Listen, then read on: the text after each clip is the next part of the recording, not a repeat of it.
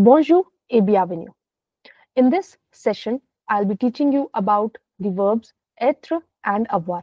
So let us begin. It is E and a small hat, TRE, être, and it means to be. Okay, one of the most useful verbs in the French language. Now, this être has to be conjugated.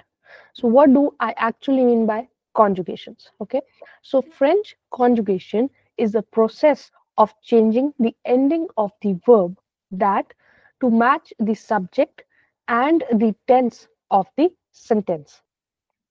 So, let us quickly recall the subject. So, subjects were the nouns that were performing the action on the verb. And then we studied about subject pronouns.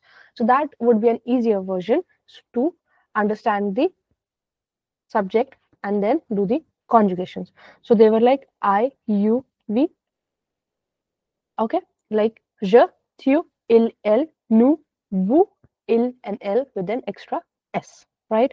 And then we'll conjugate based on the tenses. So tenses could be anything: past, present, future, conditional, and so on. And even we conjugate them as per the moods. These things will be discussed in further lectures. As of now, we'll just understand that yes, each verb in French language has to be conjugated to match the subject as well as the tense of the sentence. Now is the verb être, and we have to learn the conjugations. So how we'll write them? We'll write the subject pronouns je, tu, il, and elle, nous, vous, il, and L with an extra S. So we have written down the subject pronouns. Now we'll start conjugating être. The first one would be je suis. So whenever you have to say I am, you will say je suis. Then you will say tu es. And it means you are. Then il est and elle est. And this means he or she is, he is, she is. Then we have nous. Nous goes with nous sommes. And this means we are. Then we have vous êtes, means you are. So you might have noticed I said vous êtes. I did a small liaison between the S of vous and then the E of et. So vous êtes, that the sound will be there. And then we have il and elle. They'll be like ils sont and elles sont. And means they are. So first is je suis, tu es, il est, elle est, nous sommes, vous êtes. So vous êtes and ils sont, elles sont. Okay, so these were the conjugations of être in present tense. As of now, we are just starting the present tense. So how to actually use être in a sentence? Let's have some examples. If I want to say I am a student, so now we have to do the translation in French language as per the French language and not any literal translation. So it will be I am, right? So I am was je suis, and then student is known as étudiant. Me being feminine will be étudiante. So feminine will be with an extra E. Okay, now you might have a question that what is the translation of that A, right? I am a student, right? In French, whenever you identify any profession or any status, you don't use that particular article in front of the object, right? So we'll not write anything here. It will be je suis étudiant. Or if you are masculine, you'll say je suis étudiant. Same, you can say you are intelligent. So it will be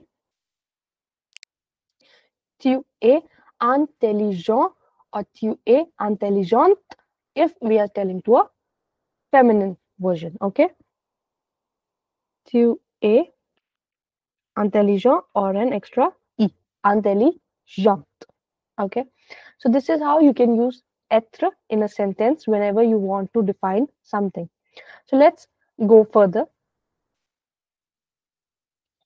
So to understand more about the usage of être, we have introduced two new characters. Okay, first the male character is called as Max, and then she is called as Alice. Okay, it they have their names. So Max and Alice. So we'll be talking about them using être and also understand how actually the être verb is used in French language. Okay. So the first usage of être is to describe the identity. Okay. So describe the identity. So what does the identity part means? Means the nationality also. So, for example, Alice is saying, or Max is saying, okay, Max is saying, I am Canadian. So, it will be translated as Je suis Canadien. Okay, so I've written C in small. Okay, we'll discuss this, but pay attention. C is written in small letters. And then Alex says, so Alice is there. So, we want to tell she is Italian. Now this will be translated as LA Italian because she's feminine. And this is how you can tell someone's nationality using être. And you might have noticed I've written Canada, Canada, and Italian in small letters. Why? Because in French, only the nationalities are written as capital when used as a noun. Like, I know a French guy. So in that, I will write the French or Francais as F as capital. Otherwise, it will be written in small letters. So we can also pay attention to these small details. And then let's come to the second usage, that is for profession. So to talk about profession, we also use être. Okay. One thing that you have to remember, we don't use any indefinite articles in French with professions. Okay. So it will be Max is a lawyer. Okay. So we are talking about Max and we are saying he is a lawyer. Okay. Is this sentence will be translated as il est avocat. Okay. So Max is a lawyer. So il est avocat. And now same, we'll talk about Alice. So Alice is saying, I am a doctor. Okay. So this will be converted as, so je suis médecin. So Alice is saying je suis médecin and Max is an advocate. So we'll say him il est avocat. So for professions, you will use être again. Okay.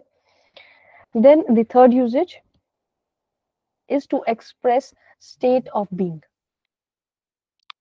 Means if you want to tell about some of your state of your well-being, or like you want to praise someone, you want to tell you are tired, you are happy, he or she is intelligent, and so on.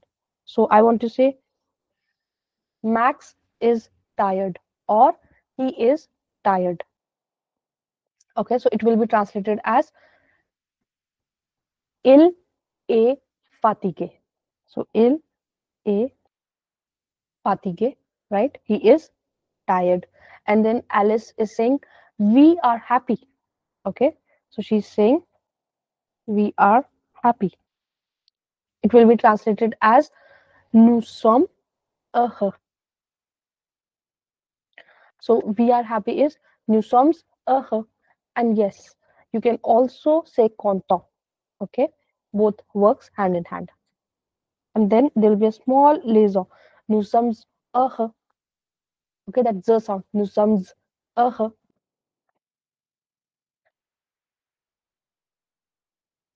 So we can also use être to define personal characteristics, like you are kind, right?